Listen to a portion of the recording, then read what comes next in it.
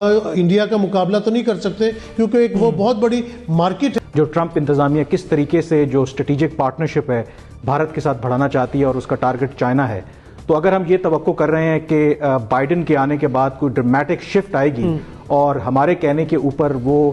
بھارت کو کوئی تنقید کا نشانہ بنائیں گے یا اس سے پیچھے ہٹ جائیں گے، یہ اتنی آسانی سے ہوگا نہیں، کیونکہ ان اینی کیس ہم انڈیا سے بڑی مارکیٹ تو نہیں ہے. بائیڈن انتظامیہ میں امریکہ اور پاکستان کے عسکری تعلقات کی تجدید کا امکان تو اس بیان کے بعد نظر آ رہا ہے، لیکن پوائنٹ یہاں پر یہ ہے کہ ایسے میں پاکستان کو وہ کون سی تیاریاں ہیں جو کرنے کی ضرورت ہے جو ماضی میں نہیں ہو سکی، یا وہ تیاریاں ہم نے کی لیکن ڈونلڈ ٹرمپ ہمارے لیے اس حساب سے بہتر ثابت نہ ہو سکے. کامران، یہ بھی کہا گیا کہ ٹرمپ انتظامیہ کی جانب سے جو افغان پیس پروسیس شروع کیا گیا تھا وہ عمل کنٹینیو رہے گا لیکن پالیسی پر نظر ثانی ہوگی. اس کے باوجود کون سے ایسے پوائنٹس ہیں جہاں پر ہم یہ کہہ سکتے ہیں کہ انڈیا چونکہ یک کے بعد دیگرے بہت سارے محاذ پر ایکسپوز ہو رہا ہے تو ہمیں اب مزید اپنے طرف کچھ بہتری لانے کی ضرورت ہے اپنے ہوم ورک میں؟ لیکن سب سے پہلے تو ہمیں یہ جاننے کی ضرورت ہے کہ جو ایک بائی پارٹیزن کنسنسس ہے امریکہ کے اندر چین کے حوالے سے، اور ابھی حال ہی میں آپ نے دیکھا تھا کہ انڈو پیسیفک پیپر کو ڈی کلاسیفائی کیا گیا، جو ٹرمپ انتظامیہ کس طریقے سے جو اسٹریٹجک پارٹنرشپ ہے بھارت کے ساتھ بڑھانا چاہتی ہے اور اس کا ٹارگٹ چائنا ہے، تو اگر ہم یہ توقع کر رہے ہیں کہ بائیڈن کے آنے کے بعد کوئی ڈرامیٹک شفٹ آئے گی اور ہمارے کہنے کے اوپر وہ بھارت کو کوئی تنقید کا نشانہ بنائیں گے یا اس سے پیچھے ہٹ جائیں گے، یہ اتنی آسانی سے ہوگا نہیں. ہاں، تھوڑی چینج ضرور آئے گی، ایک ڈیسنسی آپ کو نظر آئے گی، آپ کو لگے گا کہ ہو سکتا ہے کہ پرائیویٹلی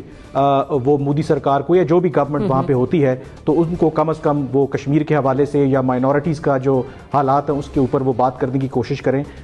سلور لائننگ ایک یہ بھی ہے کہ چین کے ساتھ جو ریٹرک ہے امریکہ کا وہ کم ہو اور اس کے اندر پھر ظاہر ہے کہ پاکستان کے لیے تھوڑی آسانیاں پیدا ہوں گی. ہمیں کرنے کی کیا ضرورت ہے؟ ظاہر ہے کہ جو فورن پالیسی کے چیلنجز ہیں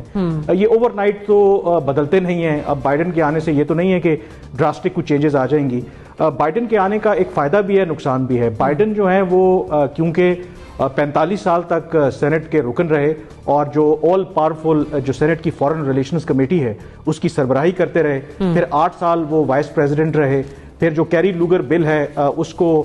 بنانے میں ان کا بہت بڑا کردار ہے، تو وہ پاکستان کی سیاست کو بھی، اس خطے کی جو سیکیورٹی ہے اس کو بھی بہت اچھے طریقے سے جانتے ہیں. تو مطلب اس کا مطلب یہ ہے کہ جب ایک شخص ایسا کہ جس کا تجربہ ہے ٹرمپ کے مقابلے میں بہت اچھے طریقے سے سارے خطے کو جانتا ہے، تو اس کے لیے ظاہر ہے کہ آپ کو بہت بہتر تیاری کرنی ہوگی. اور سب سے بڑھ کر میرے خیال میں اپنا ان ہاؤس ہمیں آرڈر کرنا ہوگا اور کوشش کرنی ہوگی کہ جو ہمارے یہ ہمیشہ سے میرے خیال میں پاکستان میں ڈیبیٹ بھی ہوتی رہی ہے کہ کیا امریکہ کے ساتھ جو ہمارے تعلقات ہیں وہ صرف سیکیورٹی لینس سے ہی دیکھنے چاہیے، کیا افغانستان کے ہی پرسپیکٹو سے دیکھنے چاہیے، یا پاکستان کے اندر اور بھی ایسے بہت سے ایونیوز ہیں جہاں پر پاکستان اور امریکہ کے درمیان کنورجنسز ہو سکتی ہے. تو میری توقع تو یہ ہے کہ افغانستان یقیناً موسٹ امیڈیٹ کنسرن پاکستان کا بھی ہے، امریکہ کا بھی ہے، لیکن ادر دین دیٹ میرے خیال میں ہمیں trade and commercial ties, investment, ان چیزوں کے اوپر بھی کام کرنے کی ضرورت ہے، کیونکہ الٹیمیٹلی جو دو ملکوں کے درمیان جو تعلقات ہیں وہ ڈٹرمن کرتے ہیں کہ آپ کے ٹریڈ اینڈ کمرشل ٹائز کتنی اسٹرانگ ہے. تو اس کے اوپر ہمیں کام کرنے کی ضرورت ہے اور وہ صرف باتیں کرنے سے ہوگا، اس کے لیے ہمیں کافی زیادہ ہوم ورک کرنا ہوگا. صحیح. اکنامیکل پوائنٹ آف ویو پر جب بھی ہم آ کر بات کرتے ہیں ہم یہ کہتے ہیں کہ ٹریڈ کے حوالے سے، بزنس کے حوالے سے انڈیا کے ساتھ اس کی شراکت داری کچھ زیادہ ہے، وہاں پہ ہمیں آگے کس طرح سے خود کو کاؤنٹر کرنا ہوگا؟ ایک چیز جس کو بہت عرصے سے خود ہمارے جو ملک کے اندر انٹلیکچوئلز ہیں وہ بھی ڈینائی کرتے رہے ہیں اور دنیا جانتے ہوئے بھی اسے انڈورس نہیں کرتی رہی، وہ یہ تھی کہ ہماری جو ریئل تھریٹ ہے to economy, to the country, to the strategic regional peace and stability, وہ انڈیا ہے. اب اس کو جتنا ڈس انفو لیب نے اور ارنب گوسوامی کی چیٹ نے اور ان سارے جو انسیڈنٹس ہوئے ہیں لیٹسٹلی، جتنا انہوں نے اس کو ایکسپوز کیا ہے اور انڈورس کیا ہے، شاید اس سے لرن کرنے کی ضرورت زیادہ ہے. As long as you have an existential threat in your country, you can't really focus on trade relationships and commercial relationships because وہ پریسیڈنٹ لے جاتے ہیں. اسی لیے آپ کی جو پولیٹیکل ڈپلومیسی ہے، ملٹری ڈپلومیسی، اس کا پارٹ تو ہوتی ہے لیکن وہ آپ کی پریسیڈنٹ لے جاتی ہے بیکاز تھریٹ جو ہے وہ زیادہ ریئل ہوتی ہے اور زیادہ سامنے آپ کی کھڑی ہوتی ہے. اب مودی سرکار نے اس تھریٹ کو جس لیول پہ اس تھریش ہولڈ کو رادر جہاں پہ لے گئے ہیں وہاں پہ یہ بتانے کی ضرورت ہے امریکہ کو کہ ان کا سارا جو وارفیئر سسٹم ہے that is directed towards Pakistan. LOC کو دیکھ لیں, ان کی میزائل ڈپلائمنٹ دیکھ لیں, آپ ان کی ایئر فورس, ان کا سارا اوفینسو منوور دیکھ لیں, سب کچھ ڈائریکٹڈ ہے ٹورڈز پاکستان. اب اس کے ساتھ جو کچھ بلوچستان میں ہو رہا ہے that is gross human rights violations کہ وہاں پہ کلنگز ہو رہی ہیں, سیکٹیرین وائلنس ہو رہی ہے, اسپوائلرز آ رہے ہیں افغانستان پیس پروسیس میں. تو ان چیزوں کی طرف آپ کی توجہ زیادہ ہونی چاہیے کہ آپ اس کو رجسٹر کرائیں جو بائیڈن ایڈمنسٹریشن کے ساتھ. اس کے بعد comes this commercial angle, this economy angle and financial angle, کیونکہ ان اینی کیس ہم انڈیا سے بڑی مارکیٹ تو نہیں ہے. تو پہلے ہم اسٹیبلٹی لائیں گے اپنے ملک میں, ان چیزوں کو انڈورس کرائیں گے, اپنا رول رجسٹر کرائیں گے, پھر ہم آگے چلیں گے. صدیقی صاحب, آپ کی اس پر کیا اوپینین ہے؟ کہاں پر بہتری لائی جا سکتی ہے, کہاں پر کام کرنے کی ضرورت ہے؟ آپ یہ دیکھیں کہ ابھی جو 20 سال سے یہ وار آن ٹیرر چل رہی تھی, یہ اب اس کا پوسٹ ایرا آئے گا, اور ابھی کووڈ کا بھی جو ہے پوسٹ ایرا آئے گا, تو دنیا کی سچویشن بالکل ڈیفرنٹ ہوگی. اب پہلے والی بات بالکل بھی نہیں ہوگی, اور تمام ممالک کو دوبارہ سے بیٹھ کے اپنے جو مسائل ہیں ان کے اوپر نیگوسیشن کرنی پڑے گی. پاکستان کی اسٹریٹجی کی کلی دیکھ لے کہ آپ بڑی اہمیت ہے, اور جو افغان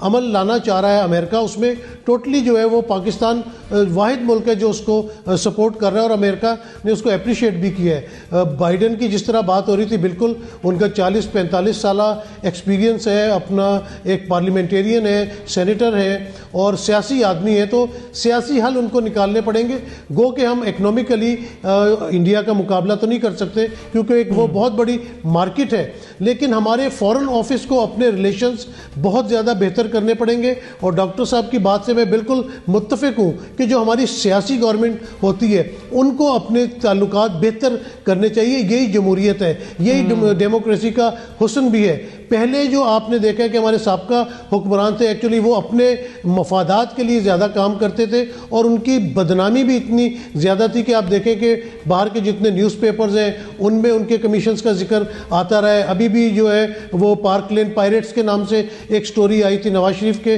خلاف. تو ایک جو عدم اعتماد ہوتا ہے نا سیاسی جماعتوں کے اوپر یا سیاسی لوگوں پہ, اس کو بھی ہم نے دوبارہ سے جو ہے وہ اس کو ری شفل کرنا ہے. ڈاکٹر صاحب, اسٹیبلٹی کیسے پاسبل ہے؟ اندرونی مسائل کا بھی ذکر کیا زنیرہ نے بھی, کامران نے بھی, لیکن یہ پاسبل کیسے ہوگا جب تک اندر سے معاملہ ٹھیک نہیں ہوں گے؟ ہم خارجی امور کو پھر کس طرح سے بہتر طریقے سے ڈیل کریں گے؟ دیکھیں, سب سے بڑی تیاری ہمیں یہ کرنی چاہیے کہ ہمارے تعلقات, جیسے کامران نے بھی ابھی کہا, میں اس کو آگے بڑھاؤں گا کہ ہمیں عسکری سے نکل کر عوامی تعلقات کی طرف جانے کی ضرورت ہے.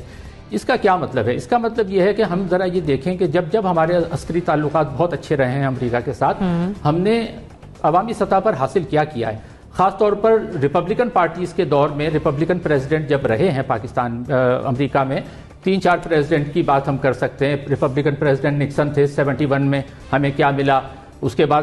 ریپبلکن صدر تھے ریگن, 8 سال امریکہ کے صدر رہے, 80 سے 88 تک. جنرل ضیاء الحق کے ساتھ مل کر انہوں نے پاکستان کو افغان جنگ میں دھکیلا, جس کا عوامی سطح پر نقصان ہوا. جنرل مشرف کے ساتھ مل کر جو ریپبلکن پریزیڈنٹ تھے جارج ڈبلیو بش, انہوں نے ایک مرتبہ پھر پاکستان کو افغان کی جنگ میں دھکیلا. اور ان سارے ادوار میں ہمارے عسکری تعلقات بیسٹ رہے تھے, بہت اچھے رہے تھے. تو سوال یہ پیدا ہوتا ہے کہ جن ادوار میں ہمارے عسکری تعلقات بہت اچھے رہے ہیں, ان دور میں ہم نے عوامی سطح پر کیا کیا ہے؟ ہم عوامی سطح پر عوام کی فلاح و بہبود کے لیے کوئی بڑا کارنامہ انجام نہیں دے سکے. اور اب یہ وقت آ گیا ہے کہ ہم عسکری سے نکل کر ہمیں یہ فیصلہ کرنا ہوگا کہ کیا ہم پاکستان کو عسکری ریاست کے طور پر ہی چلانا چاہتے ہیں, یا اس کو ہم ایک فلاح و بہبود والی یعنی عوامی فلاح کی ریاست کے طور پر چلانا چاہتے ہیں. اس کے لیے ہمیں کیا کرنا ہوگا کہ جب ہم نیگوشیٹ کریں, مذاکرات کریں, تو ہم ان سے یہ بھی بات کریں.